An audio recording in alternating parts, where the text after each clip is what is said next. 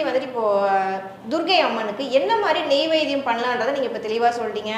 எலுமிச்சை மாலை போடலாம் அது மாதிரி ஸ்பெசிஃபிக்கா சிறப்பு கோவில்கள் இருக்கா அம்மனுக்குன்னு? துர்கை அம்மனுக்கு துர்கைக்கு இருக்கு.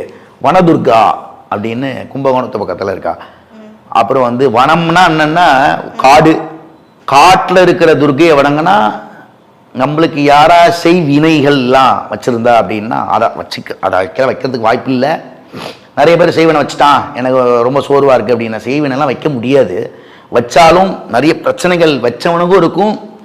அந்த யாருக்கு வச்சாங்களோ அவங்களுக்கு இருந்தாலும் யாரு ஆட்கொள்றாங்களோ யாருக்கு செய்வனை வச்சாங்களோ அவங்களோட வச்சவங்களுக்கும் யாரு வச்சாங்களோ அந்த ஒரு நபருக்கும் நிறைய பிரச்சனைகள் வரும்.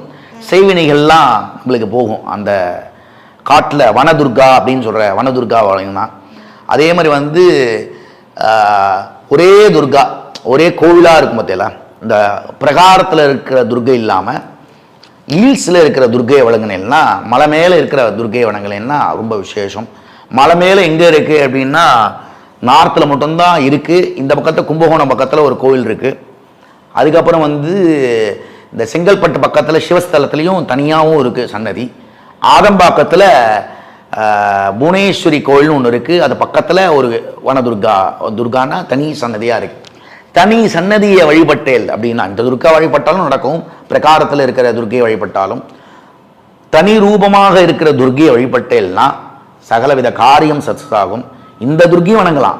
ஆனால் பிரகாரத்தில் அவளுக்கு இந்த ஸ்தலத்தில் இந்த சுவாமி காவலாக இருக்கா. அப்போது கான்ஸ்டேட் ஃபுல்லாக நம்மளுக்கு கொடுக்க முடியுமான்னு நம்மளுக்கு தெரியாது இல்லையா. காவலாக இருக்கிற சயத்தில் ஒன்று எடுத்து இப்படி கொடுக்கலாம், அதுதான் பண்ணுவாவா, இது பண்ணுறா நடக்கண்டா அப்படின்னு சொல்லலாம். ஆனால் தனியாக இருக்கிற இவருக்கு இதான் வேலை, ஒருத்தர் அனுகிரகம் பண்ணுறதா அந்த ரூபமாகவே இருப்பாவ. அதனால் அந்த ரூபமாக இருக்கிற ஒரே கோவிலாக இருக்கிற ஒரு சன்னதியில் அவளை வணங்கினா ரொம்ப சந்தோஷம். கொஞ்சம் சர்ச் பண்ணலாம், நிறைய கோவில் இருக்குது. நம்ம அடுத்த பதிவில் அதை பற்றி எங்கெங்கே இருக்குன்னு சொல்லலாம்.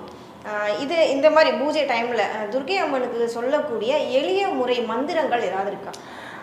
நிறைய ஸ்லோகங்கள் இருக்குது. நான் தான் சொன்னேன், ஐகிரி நந்தினி நந்தித மேகினி அது சொல்லலாம். தும் துர்கே அது வந்து மந்திரம், அதை சொல்ல வேண்டாம். தும் துர்கே பகவதி அப்படிங்கிற ஒரு வேர்டை மட்டும் சொல்லுங்க எல்லாருமே. தும்னா அழிக்கிறதுன்னு அர்த்தம்.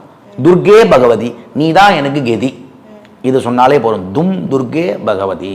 பகவதிங்கிறது சோட்டானிக்கரை, பகவதி யாருக்கும் உங்களுக்கு தெரியும், கேரளா இருக்கிற ஒரு அம்பாள். அதனால் தும் துர்கே பகவதின்னு ஒரு சின்ன ஒரு மந்திரம் தான் அது. அதை சொல்லிட்டு அதை வேண்டிய விளக்கை ஏற்றிண்டு அதை வேண்டிய விஷயங்கள் பண்ணாலே பெரிய விஷயம். இப்போ இந்த அம்மனை வழிபடும் முறை வந்து நீங்க ஒன் பை ஒன்னா சொல்லிட்டே இருந்தீங்க. பூஜை அறையில அம்மனுக்கு வந்து நம்ம விளக்கேற்றி வழிபடுறோம், பக்கத்துலேயே கணபதி இருந்தாலும்